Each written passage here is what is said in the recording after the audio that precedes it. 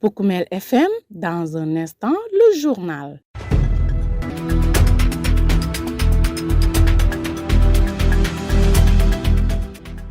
Mesdames et messieurs, ravis de vous retrouver sur la radio Poukoumel FM 106.0 et Meta Goudomp.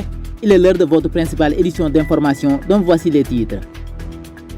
Célébration du mérite scolaire à Goudomp, l'inspection de l'éducation et de la formation a honoré ses meilleurs élèves lors de la première édition de la fête de l'excellence pour promouvoir la culture de la performance et de la rigueur à l'école.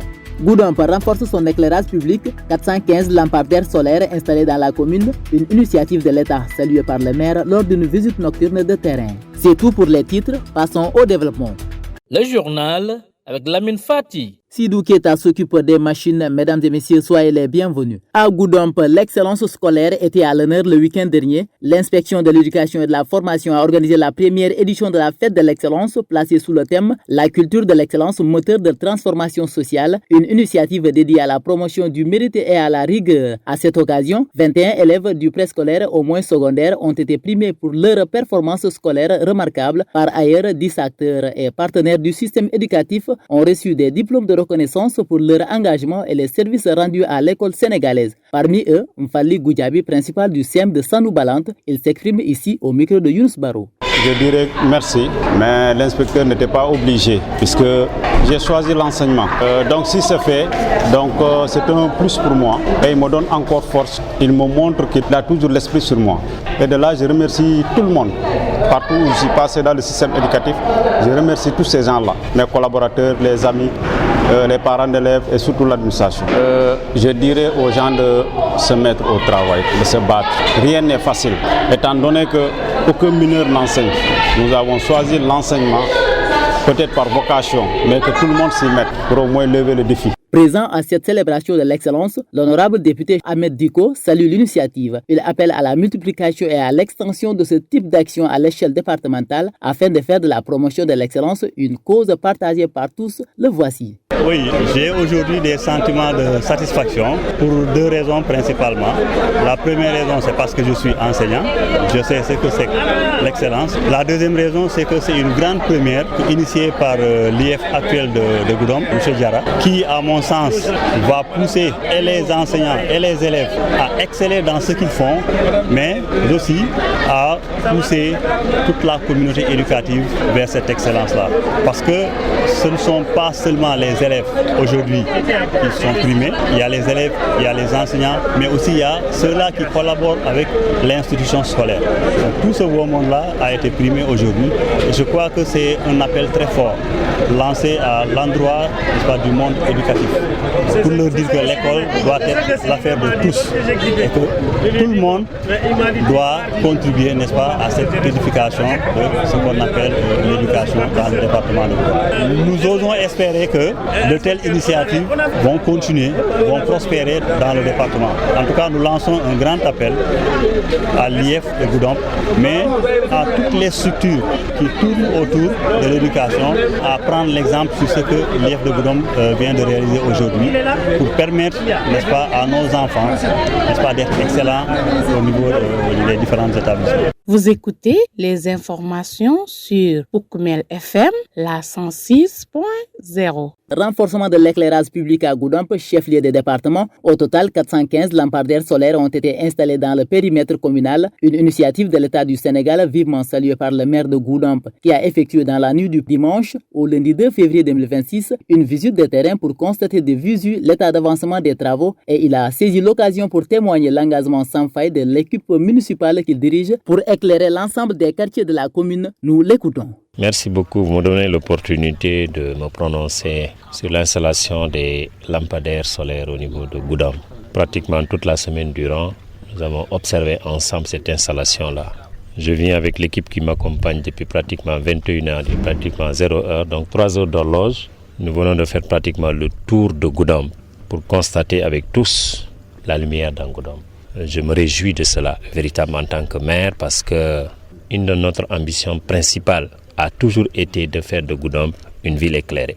Aujourd'hui, je peux dire sans risque de me tromper que ces choses réalisées par beaucoup d'actions entreprises sur le terrain. Il y a d'abord l'électrification ou l'extension du réseau électrique avec la Sénélec qui a beaucoup coûté à la municipalité de Goudomp et qui se poursuit aussi. Mais avec le projet des lampadaires solaires, nous sommes véritablement entrés dans le cercle des villes éclairées. Désormais, Goudomp est éclairé. Nous avons constaté ça aujourd'hui avec les 400 lampadaires installés ou implantés. C'est l'occasion pour moi de rendre un hommage mérité aux nouvelles autorités en place. Parce qu'il faut le reconnaître, le chef de l'État, lors de sa visite au niveau de la Casamance, particulièrement à Ziguinchor et à Goudomp, a été interpellé par les maires du département par ma voix. Ça a été chose faite. Donc, au nom de l'ensemble des maires du département, je voudrais dire merci à M. le Président de la République, son Excellence Bassirou Diomaye Diakhar Faye, et de son gouvernement, avec à sa tête le Premier ministre Ousmane Sonko. Donc aujourd'hui, le constat il est clair, c'est un sentiment absolu de satisfaction pour notre commune. C'est un défi qu'il fallait relever. Il est aujourd'hui relevé. Donc en gros, c'est ce que je peux dire sur ma visite. J'ai tenu personnellement à voir de visu cette installation-là. Et nous nous sommes rencontrés sur le terrain avec l'entreprise qui est chargée de l'implantation pour voir les 400 poteaux installés. Quels sont les poteaux qui ne s'allument pas techniquement? Je pense que nous avons rencontré certains et ils ont pris l'engagement. C'est comme ça qu'ils fonctionnent, que ça se fera demain pour l'essentiel ou pour toutes les lampes installées.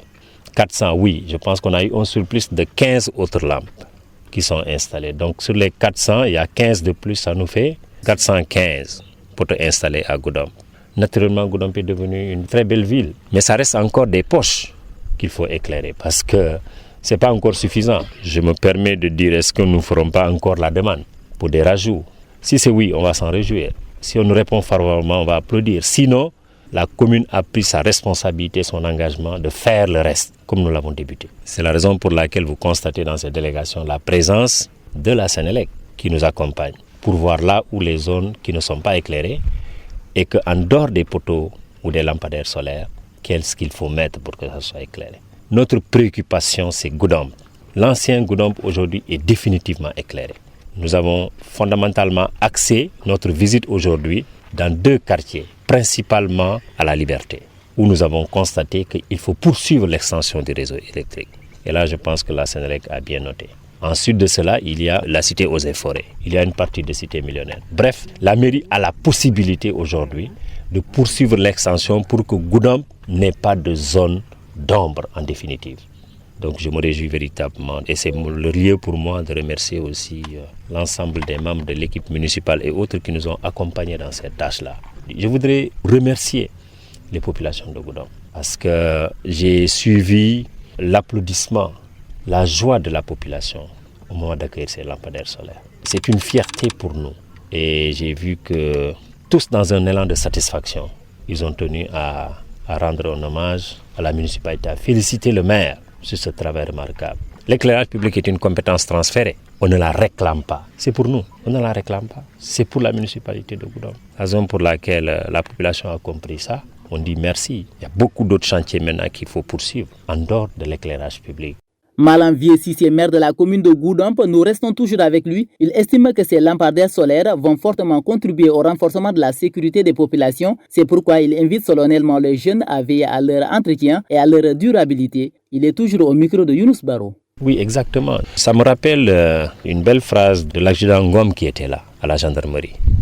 En 2021, quand les premiers lampadaires solaires sont arrivés à Goudomp, la nuit, il a pris son téléphone. Le premier jour, il a sonné pour me dire, monsieur le maire, vous nous aidez à régler le problème de l'insécurité. Aujourd'hui, Goudomp beaucoup plus éclairé, c'est Goudomp moins exposé à l'insécurité. Et l'insécurité, elle est entière. C'est depuis le vol de bétail, en partant par les agressions, en partant par l'utilisation inadéquate des ressources du fleuve.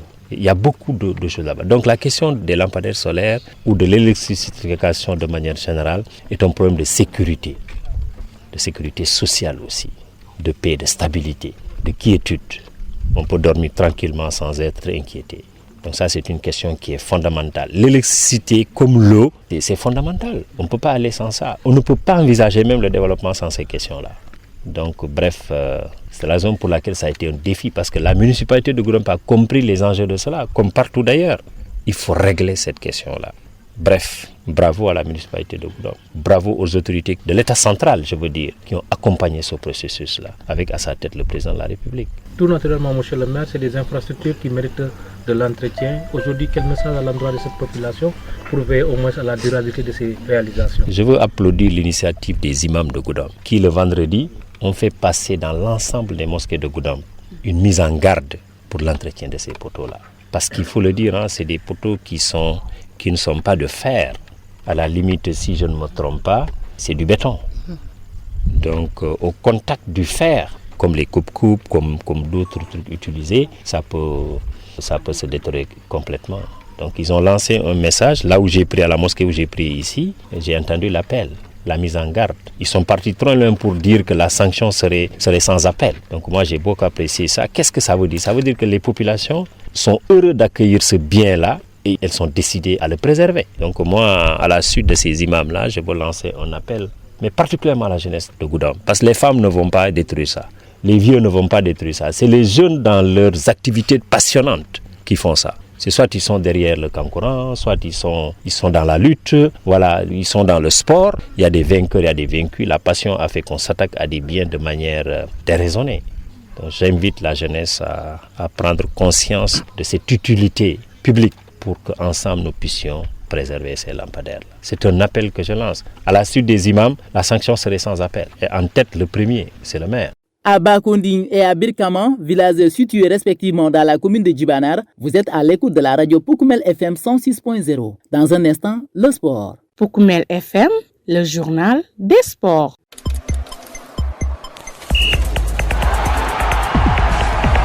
La passe des sports, c'est l'affaire du grand sportif du jour, Younous Baro. Younous, qu'est-ce qu'il y a lieu de retenir? Merci beaucoup à vous, Lamine Fati. Mesdames, Messieurs, bienvenue dans cette passe des sports qui reste dominée par le football. La Fédération sénégalaise de football a officiellement réagi à la décision du jury disciplinaire de la Confédération africaine de football rendue le 28 janvier dernier à la suite des incidents survenus lors de la finale de la CAN 2025.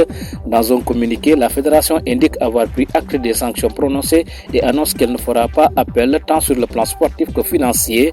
Cette décision concerne également les sanctions individuelles visant le sélectionneur national Pape Bouna Thiaw ainsi que les joueurs Ismaïla Sarr et Iliman Ndiaye. La fédération précise par ailleurs qu'elle assumera l'ensemble des amendes infligées conformément au code disciplinaire de la CAF, un montant global estimé à plusieurs centaines de millions de francs CFA. Tout en acceptant ces sanctions, la fédération réaffirme son attachement au respect des règlements de la CAF et sa volonté de défendre dans le cadre institutionnel les intérêts du football sénégalais et africain. Football africain toujours, à peine la CAN 2025 au Maroc terminée, les regards se tournent déjà vers l'avenir. L'Égypte a officiellement fait part à la Confédération africaine de football de son intérêt pour accueillir la Coupe d'Afrique des Nations en 2032 ou 2036. Après l'édition 2027 qui va être co-organisée par le Kenya, la Tanzanie et l'Ouganda, aucune nation haute n'est encore désignée pour la suite.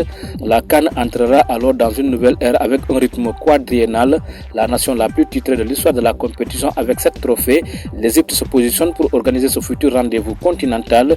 Le pays a déjà accueilli la CAN à 5 reprises, dont la dernière en 2019. Voilà, Lamine Fati, c'est l'essentiel à retenir pour cette actualité sportive. Merci à toutes et à tous de l'avoir suivi. Mesdames et messieurs, c'est la fin de votre journal. Merci de l'avoir suivi. Mais avant de vous quitter, le rappel des titres.